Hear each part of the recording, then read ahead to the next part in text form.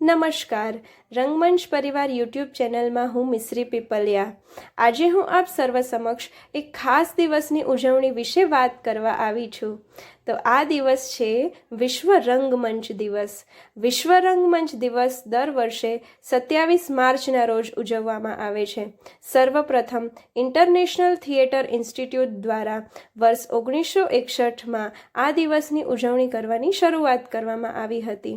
આ દિવસની ઉજવણી કરવાનો સર્વપ્રથમ ઉદ્દેશ્ય સમગ્ર વિશ્વમાં કલાનું મહત્ત્વ સમજાવી તેનું પ્રોત્સાહન આપવાનો છે તથા આ દિવસની ઉજવણી કરવાનો બીજો ઉદ્દેશ્ય કલાના માધ્યમનો ઉપયોગ કરી સમગ્ર વિશ્વમાં શાંતિ તથા મિત્રતા જાળવવાનો છે.